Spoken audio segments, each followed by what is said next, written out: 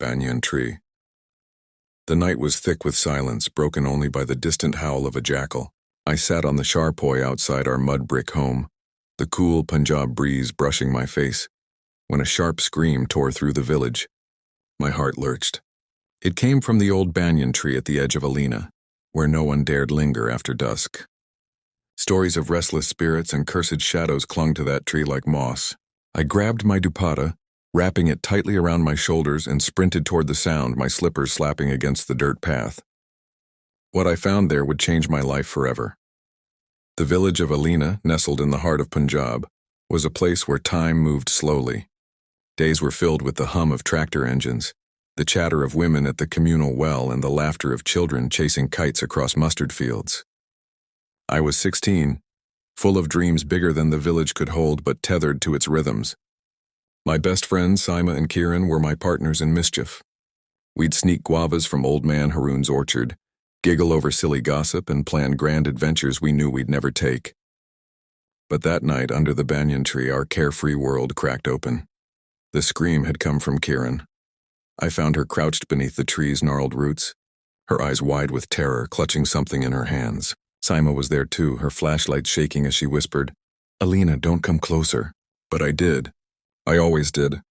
Kieran's fingers uncurled to reveal a small, tarnished locket, its surface etched with strange symbols that seemed to pulse in the moonlight. "I found it." "Buried here?" she stammered, and then I heard her voice. "Her?" I asked, my voice barely a whisper. The air felt heavy, like it was pressing down on us. Kieran's eyes darted to the shadows, and she whispered a name. Zainab. The name sent a shiver through me. Zainab was a village legend, a girl who vanished decades ago, her body never found. Her story whispered as a warning to disobedient children. They said she'd angered a jinn under this very tree. Saima, ever the skeptic, scoffed. "Stop it, Kieran, it's just a locket. You're scaring yourself." But her voice trembled, betraying her bravado. I reached for the locket, my fingers brushing its cold surface.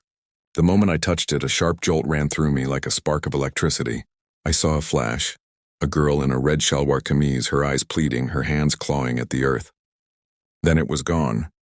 I dropped the locket, gasping. "We need to get rid of it," I said, my voice firm despite the fear clawing at my chest. But Kieran clutched it tighter. "No, she wants us to keep it. She told me." Saima rolled her eyes, but I saw the unease in her face. We agreed to hide the locket in my room and figure out what to do in the morning. As we hurried back, the village felt different, too quiet, too watchful. The stars seemed dimmer, and every rustle in the fields made my heart race.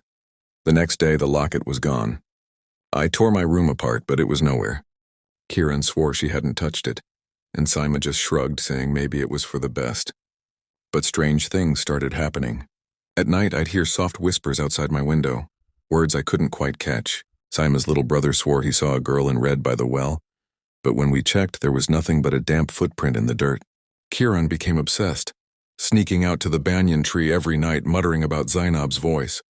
"She's trapped," Kieran would say, her eyes glassy. "She needs us." Saima and I decided we had to act. We couldn't let Kieran spiral, and the village was starting to notice. Old women whispered about curses, and the men avoided the banyan tree altogether.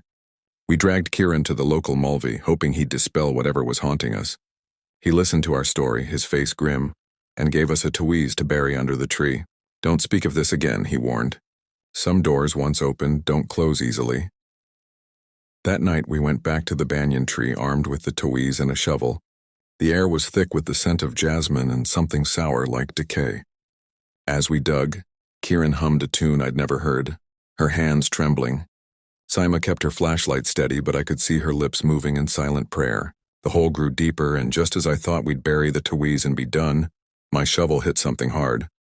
We froze. Slowly, we uncovered a small wooden box, its lid carved with the same symbols as the locket. "Don't open it," Saima hissed, but Kieran was already prying it open.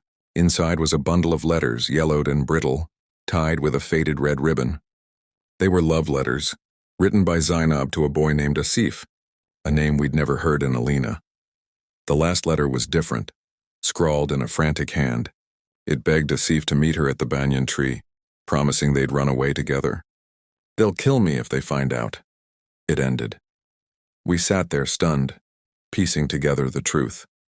Zainab hadn't been taken by a jinn. She'd been in love, and someone, maybe her family, maybe the village, had made sure she disappeared. The weight of it settled over us like dust. Kieran started to cry, and even Saima, who never cried, wiped her eyes. We buried the taweez in the box, vowing to keep Zainab's secret. But as we walked back, I felt a lightness, like the air had cleared.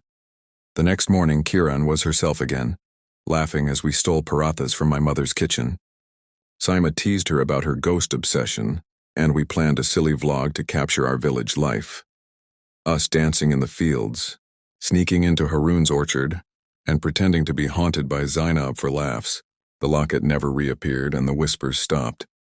But sometimes when I passed the banyan tree, I'd feel a soft breeze like a thank you. Our friendship grew stronger after that.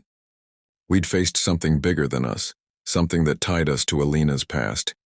We didn't talk about Zainab much, but we carried her story in our hearts. The village went back to its rhythms, tractors humming, kites soaring, women gossiping at the well. But for us, Alina was more than a sleepy Punjab village. It was a place where secrets slept under trees, where laughter could chase away shadows, and where 3 girls learned that courage wasn't about being fearless, but about holding hands in the dark.